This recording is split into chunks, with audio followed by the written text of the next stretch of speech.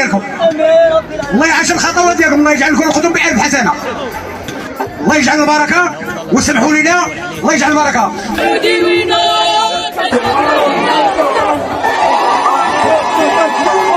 راس جمهور المغرب يا عالم يا عالم يا عالم يا عالم. هم السعوديين لما قالوا هاتوا لنا المغرب قصدهم صلاة المغرب؟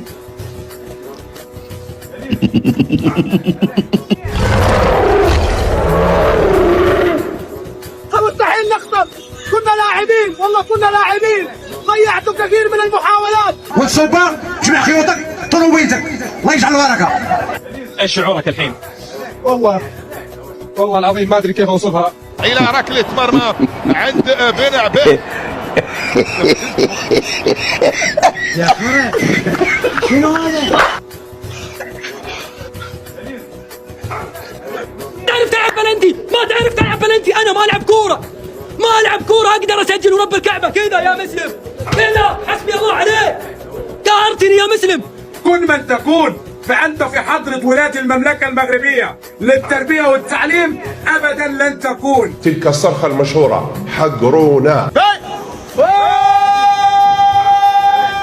اليوم مستحيل تشوف المغرب تقدر تفوز على المنتخب السعودي لأنها قاعدة تلعب في الرديف، والمنتخب السعودي واحد من أفضل 3 منتخبات في آسيا. السعودي فينو كسرنا عينه. اخي سبحان الله قلبوا محترمين قوي. شوف يا انا بحس ان هم ملايكه، ده اللي يشوفهم قبل الماتش ما يشوفهمش دابا. حدا يشرح لي كيف المنتخب المغربي مش الاول ولا الثاني، الثالث يلي مؤلف من لاعبين محليين بالمغرب قدر يفوز على المنتخب السعودي بكل نجومه اللي حيشارك بكأس العالم. شفت لما تلعب ضد منتخب قوي هنا يبان مستواك الفني، ولا وتراك لاعب ضد منتخب بالصف الثالث، حتى لو كنت لاعب بالصف الثاني مستواك يضحك يفشل، مستواك يسد النفس. اوكي صارت كذا. الاحتفالية جدا مستفزة جدا على الشعب السعودي كامل. وصافي 1-0. هاتشو المغربي، هاتشو شنو دابا؟ قول هاتوا المغرب. حبيبي احنا قلنا نمزح معك، انتم مين واحنا مين؟ متى صارت المباراة؟ انا ما قلت هاتوا المغرب. هاتوا المغرب، هاتوا المغرب، هاتوا المغرب. شفتي الحقيقه؟ ايه انا والله ما مصيق اللي صار. انا لو منكم يا المنتخب السعودي بعد نهايه المباراه المطار وقبل للرياض ما العب دور ربع النهائي قسما بالله. يا حزن الحزن يا حسن السودة يا رب.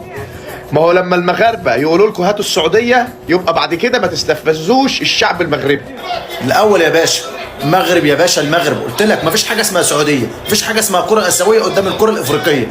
مبروك للمغرب، مبروك للسعودية، كلنا متأهلين، خاوة كلنا مع بعض متأهلين. المغرب يفوز على السعودية ويصعد ويتأهل من مجموعة مركز أول. يا جدعان وانتم كنتوا فعلا مستنيين ان المغرب مثلا ممكن تخسر من السعودية وعمان تصعد؟ انتم كنتوا متوقعين حاجة زي دي مثلا؟ العب على قدك واقعد استريح. هاي المغرب يا الحمدان يا مارادونا استر علينا، جدك فرصة عمرك قولها. المغرب وين واحنا وين؟ مو استنقاص من المنتخب السعودي لا والله، بل المنتخبات العربية الآسيوية كلها بعالم ثاني والمنتخب المغربي بعالم ثاني. اوعوا تاني مره يا سعوديين في اي مواجهه بين المغرب والسعوديه تطلعوا تتكلموا الكلام ده وتقولوا هاتوا لنا المغرب. اوعوا خلاص كده. والله العظيم من بداية تصفيات كأس العالم ما تمنيت المنتخب يتأهل، والسبب ما عندي لعيبة. ليش اروح اصير مسخرة قدام الناس؟ ليش اروح اتمطش وارجع؟ ليش اروح واصير مسخرة للعالم كلها؟ تخيل تروح كأس العالم هذول مهاجمينك. احترامي لاي واحد سعودي، بعد كده ما تجبدوش حد، انتوا مش قده تمام؟ انتوا عارفين نفسكم بتجبدوا فرق كتير وفي الاخر ايه؟ بتاخدوا على وشكم. هل من المنطقي اليوم استمرار رينارد كمدرب للمنتخب السعودي قبل بطولة كأس العالم؟ أنا صراحة عندي 1000 شك، لأن أنا توقعت اليوم أن المنتخب السعودي بيفوز على المنتخب المغربي. أسود الأطلس السعودي فينو كسرنا عينه. المغرب تفوز على السعودية بعد تعلية صوت، بعد شماتة، بعد هتافات واستفزاز. لازم عليك تتيب يا سعودي، لازم عليك تتيب. المرة الجاية ما تتكلم بالساعة. أنا والله ما بصدق.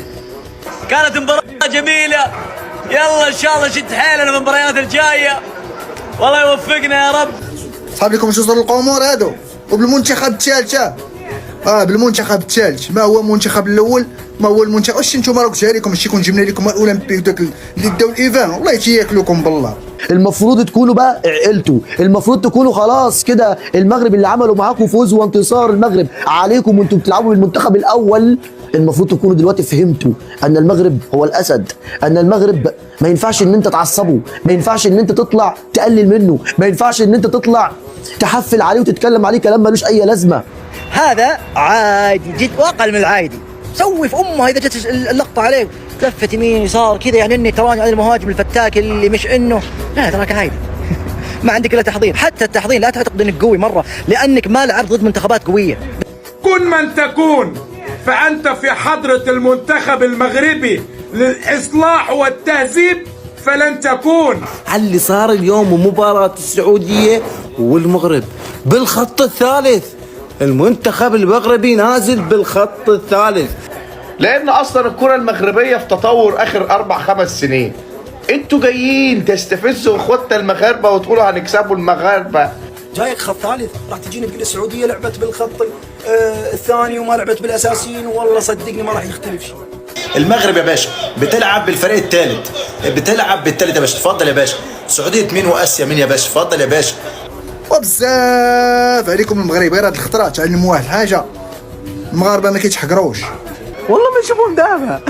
شوف والله خلقين.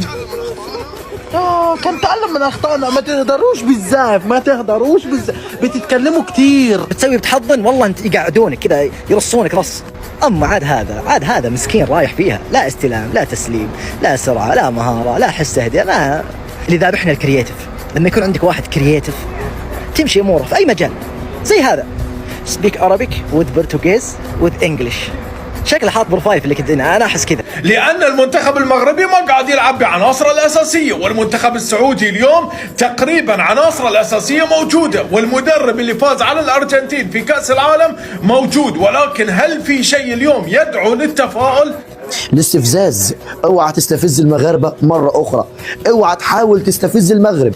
المغرب الوحيد اللي ما ينفعش حد يستفزه، المغرب الوحيد اللي لما تواجهه لازم تكون محترم ولازم تكون مؤدب ولازم تمشي جنب الحيط ولازم تعمل نفسك مش واخد بالك. ليه؟ لان المغرب لما حد بيتكلم عليهم بينزلوا ارض الملعب بياكلوا اي حد. شو مسوي السعوديه اخر فتره؟ شو مسوي؟ تعرف شو مسوي؟ بطولة خليج محقق، بطولة خليج ما محقق، اسيا ما محقق، كل شيء ما محقق. رايح كاس عالم راح تجيني انا رحت عليك انت العراقي. حبيبي انت رحت عليه اصلا، رحت عليه بالتعادل. وان شاء الله الكاس لنا. اكيد لعبتنا يعني ما هم يعني متحمسين لهالدرجه عشان انت متاهلين. منتخب السعودي هاتوا تعالوا يا مغرب تعالوا، مستنيينكم. النهارده المغرب بتقول لك السعودي فين وكسرنا عينه.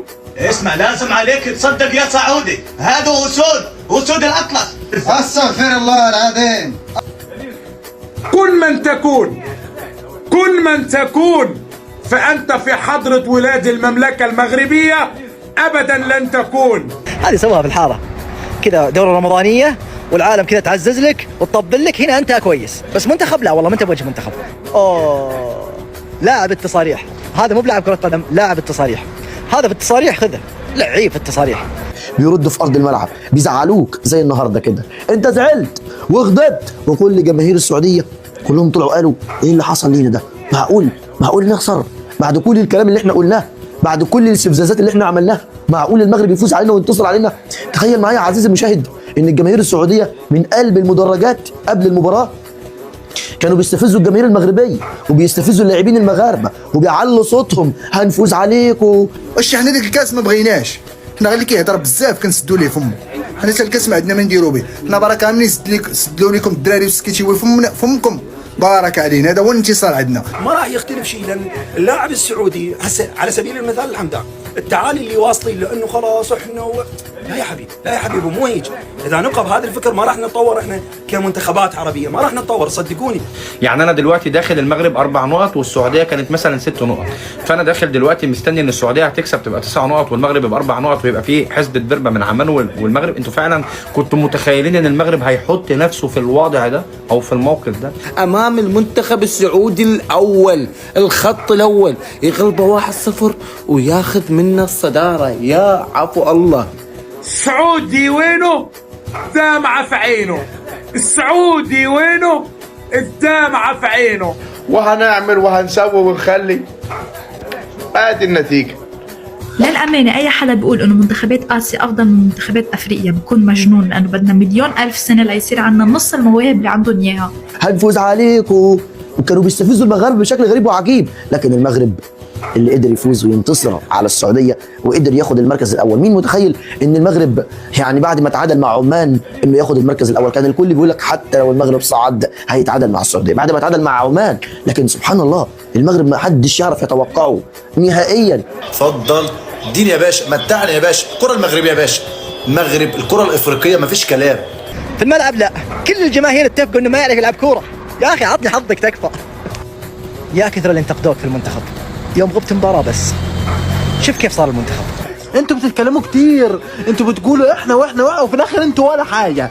في الاخر ايه؟ انتوا ولا حاجه، انتوا رايحين راجعين خويين. وصارت هجمه وصار زعل على الاعلام العماني من طلع وسال احد اللاعبين او مدرب السعوديه وقال له ما شفنا يعني نتائج الدوري السعودي انه صار تطور بالمنتخب السعودي، وكلها زعلت.